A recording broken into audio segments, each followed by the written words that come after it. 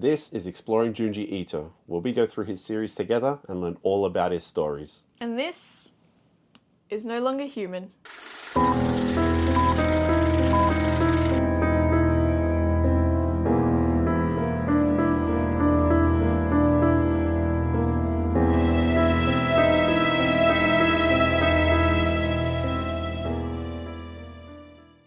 When I set out to start this series, I didn't understand the scope of what I was getting into.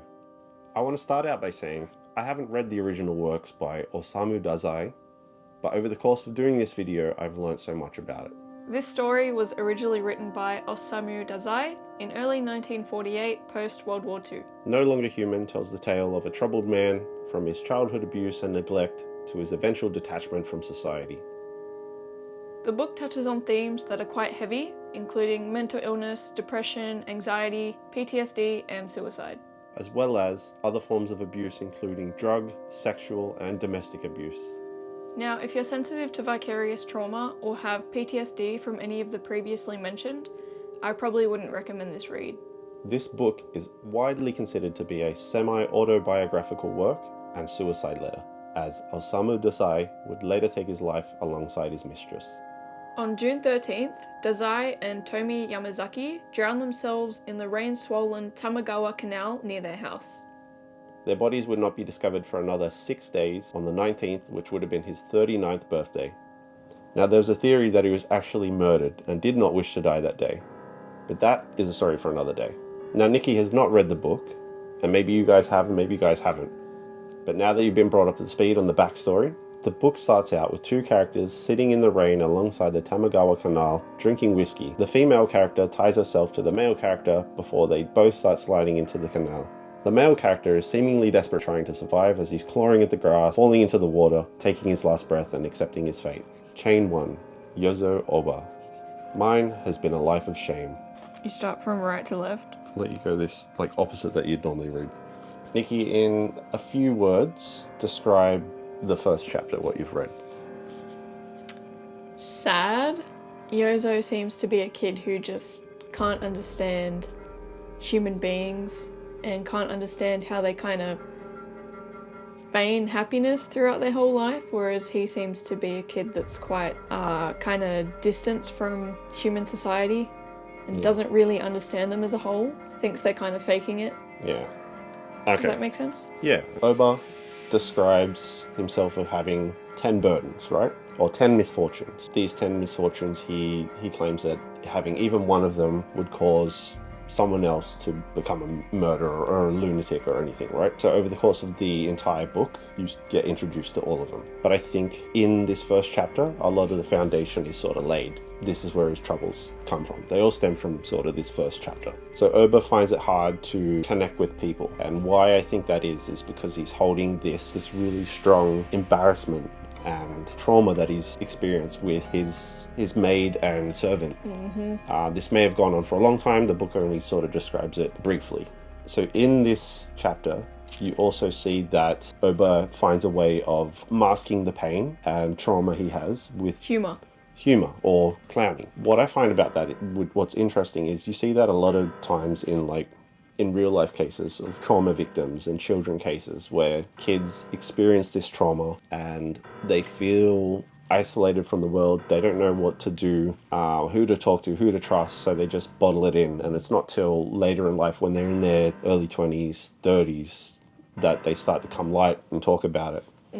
So I feel like it's a very true story that is happening even today, that's coming out with documentaries such as Quiet on Set, yeah. I feel really sympathetic to him and to some extent understand the pain he's going through. And secondly, I feel he's conflicted, right? He's really trying to get the approval of his father. There's a scene in the book where his father's going to go away on a trip and ask all the kids what they want. And when it comes to Yozo's turn, he says, "What do you want?" And he basically said, "I don't want anything." But then his dad said, "How about a dragon mask?" Is that what it was? Yeah, lion mask or something. And he just kind of went silent, and then his dad got really angry at that, slammed his book shut, and then stormed off. So that night, unable to deal with the fact that he disappointed his father, he snuck into his father's study, opened up the book, and wrote "Dragon Mask" under his name. So his father goes away to that business trip and comes back with a dragon mask. That's like an example of, I guess, the shame he felt upsetting his father. In this particular thing, his relationship with his father and his family in general, he's quite distant from them all. You can see in scenes that he disassociates and thinks about other things like ghosts and why do we have to eat 3 meals a day, which I think is pretty normal for a kid, really. But when his father's like, Yozo, what are you doing? You know, like, why are you so quiet? His natural reaction is to mask that with his clowning. Nah, I definitely related to that as a kid, and I actually relate to it now, because sometimes I feel like the lives we live as adults are so regimented in a way where it kind of gives you no room for imagination or exploration of life. Waking up, going to a job, coming back home, doing it all again, it all kind of feels like a weird simulation, I feel. So I definitely find myself thinking that a lot of the time. Why do we have to get up? Why do we have to go to work 5 days a week? Why do we have to come home, have barely any time to recharge, and then go back and do it all again? It just gives you no time to be a human. You're basically being a robot for most of your life, so that's how I feel. Yeah. So, in school, he does very well, highly intelligent. I believe he's number 1 in studies or his exam.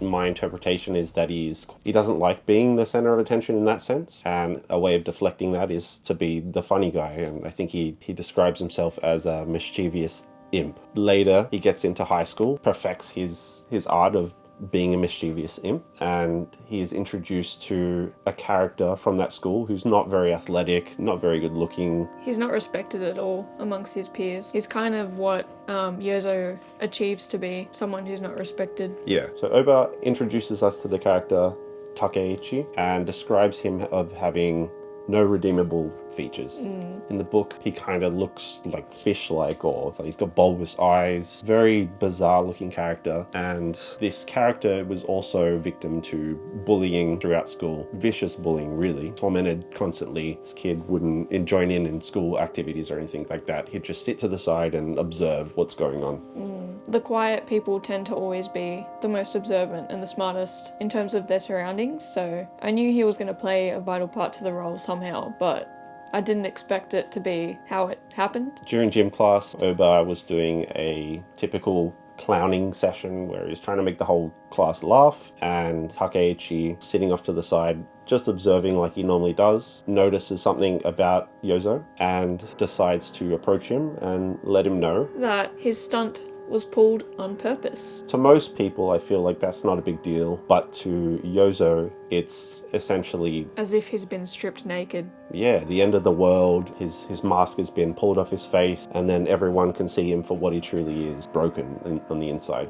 Yozo describes it as being literal hell, like the fiery gates of hell. And I guess I can't truly understand. I don't know what it's like to have that feeling, but I can sympathize. Yeah, so when Takeichi says, you did this on purpose, I feel Takeichi was probably saying something more along the lines of, haha, I know you did that on purpose, I'm kind of in on the joke as well now. Whereas I think Yozo kind of took it in the sense of, you're a liar and I'm calling you out, like, on your bullshit, like embarrassing him, like really stripping him down to nothing. That was my takeaway from it. I didn't see it the way you saw it. I just thought, he called his bullshit. He could see that he did it on purpose, and he wants to be the one to let everyone know. That's kind of how I saw it. Yeah, okay. Maybe he's trying to let people know that he's not as dopey as he comes across, or clueless as he seems, just because he kind of sits off to the sidelines and doesn't say much. I definitely think he wanted to let people know how smart he is through his observing. Okay. So, yeah. Yeah, it's definitely interesting. Junji Ito found that the story resonated with him. Junji found that he could relate to Dazai's extreme self-consciousness in his younger years. Junji felt that as an author, writing about oneself can sometimes spur one's imagination, in which Junji felt that no longer human was perfect for him to adapt. Junji Ito felt that he could relate to Yozo Oba, or at least sympathize with his pathological fear of people. Junji's concept to adapt the original story was to read through the book and find significant elements to magnify with his horror style. Kaidan. Kai, scary. Dan, talk. Or scary stories. Ghosts are something that Yozo refers to throughout the story in reference to his fears. And this is how Junji Ito incorporates his horror style. Junji wanted to take care of the original, doing it justice but also expanding upon it with creative liberties. Using elements of Japanese rakugo storytellers, or kaidan, Junji Ito uses the character Takeichi. In the original, he only really appears in the first act, or the first chain of the story. But in Junji Ito's story, he reappears in key moments to reinforce the PSD, anxiety, and fears that Yozo fears. Junji Ito wants you, the reader, to make up your own opinion while reading the story, as different people will have different experiences and takes on it. But Junji also wants you to know that this story is definitely a horror story. And I feel there's nothing scarier than the human mind. So I agree. In this chain, we learnt about the author, Osamu Dazai. We learn about Oba and his troubled past of sexual abuse and struggle for approval from his father, which lays the foundation for what's to come. We learnt about Yozo's masking techniques in the form of clowning, and this was to hide his true identity, as he was ashamed of it. And lastly, we learn about his anxiety and fears of his true self being exposed. If you liked what you saw, stay tuned for the next videos, where we talk more about the next chains.